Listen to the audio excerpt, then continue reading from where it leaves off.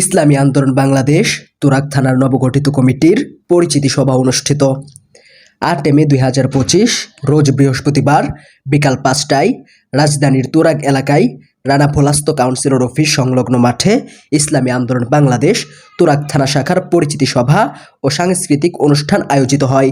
প্রধান অতিথি হিসাবে আসন গ্রহণ করেন ইসলামী আন্দোলন বাংলাদেশের যুগ্ম মহাসচিব ও ঢাকা মহানগর উত্তরের সভাপতি প্রিন্সিপাল হাফেজ মাওলানা শেখ ফজলে বাড়ি মাসুদ।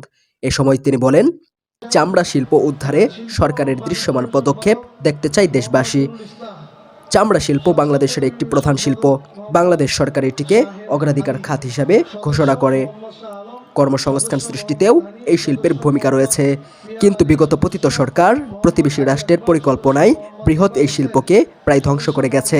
বর্তমান সরকারের কাজ হলো দেশের চামড়া শিল্পের বর্তমান অবস্থা তুলে ধরে চামড়া খাতকে রাহুমুক্ত করা।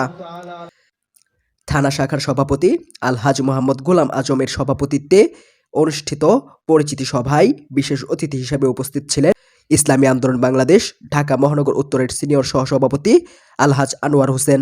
তিনি বলেন, আমরা শুধু দুনিয়ার জন্যই কাজ করি না, আমরা আমাদের যে পরকাল আখেরাত, সেই আখেরাতের জন্য আমরা দুনিয়া থেকে পুঁজি কামাই করে এবং মানুষকে আখেরাতের পুঁজি দেওয়ার জন্য, পুঁজি গঠন করার জন্য ইসলামী আন্দোলন বাংলাদেশ আমিরের নির্দেশে সারা বাংলাদেশে কাজ করে যাচ্ছি। আজকে তুরাগ থানায় যে সংগঠনের কাজ হচ্ছে, যে পরিস্থিতি সভা হচ্ছে, তাদের মাধ্যমে এই তুরাগ উত্তরে বাংলার প্রতিটি ঘরে সাংগঠনিকভাবে কাজ করবে, পাশাপাশি এই সাংগঠনিকভাবে তুরাগ উত্তরও, এই তুরাগ উত্তরের প্রত্যেকটি মানুষের কাছে ইসলামের এই দাওয়াত সুশীতল, এই সুন্দর ইসলামকে প্রত্যেকটা মানুষের কর্ণকুহরে পৌঁছে দিয়ে অন্তরে পতিত করে প্রত্যেকটা মানুষ যেন আল্লাহ পাককে চিনে সে পরকালে জান্নাত দাবি করতে পারে, জান্নাত আদায় করতে পারে, সেই জন্য আমরা কাজ করে যাচ্ছি। উপস্থিত ছিলেন বাংলাদেশ জামাত ইসলামের কাউন্সিলর পদপ্রার্থী অ্যাডভোকেট সুরুজ্জামান। তিনি বলেন, আলহামদুলিল্লাহ, আল্লাহর রাস্তায় ঐক্যবদ্ধতার প্রচেষ্টার মাধ্যমে এসেছে।